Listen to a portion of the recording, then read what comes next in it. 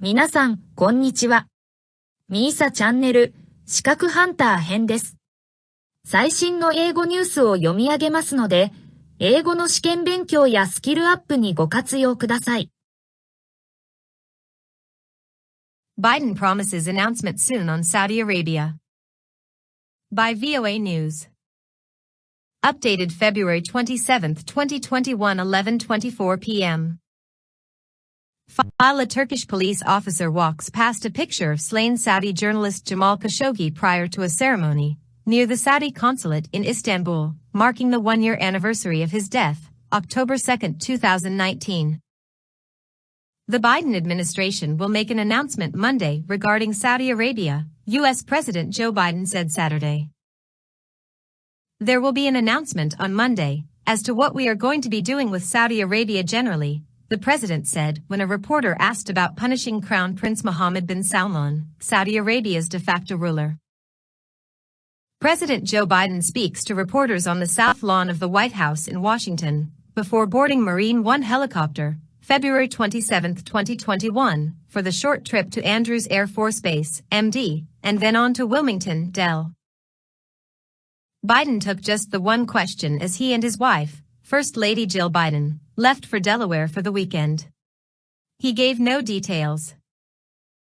The administration has come under criticism for not being tougher on the Crown Prince, despite assessing in a declassified intelligence report released Friday that he approved the killing of Saudi dissident and Washington Post journalist Jamal Khashoggi in the kingdom's consulate in Turkey. The intelligence report found that Khashoggi was lured to the Saudi consulate in Istanbul on October 2, 2018, and killed by operatives linked to the Crown Prince. His body was dismembered, and his remains have never been found. Riyadh eventually said Khashoggi was mistakenly killed in what it called a rogue operation, but denied the Crown Prince's involvement. While the United States remains invested in its relationship with Saudi Arabia, President Biden has made clear that partnership must reflect U.S. values, Secretary of State Antony Blinken said in a statement. Secretary of State Antony Blinken speaks during a virtual meeting with Mexican Secretary of Economy Tatiana Clouthier, who is in Mexico City, February 26, 2021, in the Benjamin Franklin Room at the State Department in Washington. To that end, we have made absolutely clear that extraterritorial threats and assaults by Saudi Arabia against activists, dissidents, and journalists must end. They will not be tolerated by the United States, Blinken added.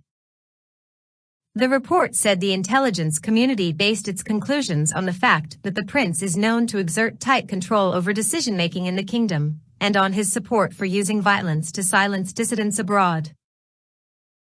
Saudi Arabia's foreign ministry said it rejected completely the negative, false and unacceptable assessment by the U.S. intelligence report, and said it contained inaccurate information and conclusions. Khashoggi, a Saudi citizen, was a legal U.S. resident and had written op-ed columns for the Post that were critical of the Crown Prince.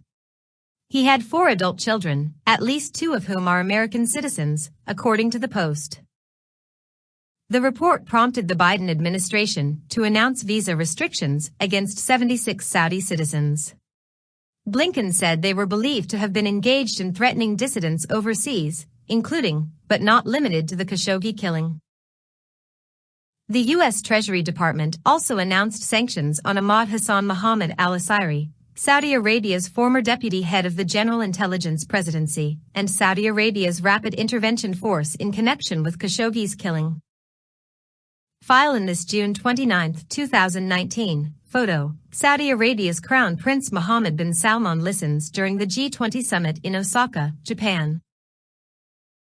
These persons are designated pursuant to Executive Order, EO, 13818, which builds upon and implements the Global Magnitsky Human Rights Accountability Act and targets perpetrators of serious human rights abuse and corruption around the world, the Treasury statement said.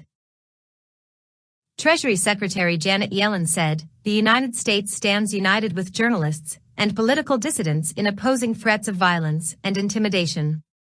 We will continue to defend the freedom of expression, which is the bedrock of a free society." The Biden administration stopped short of sanctioning Crown Prince Mohammed himself.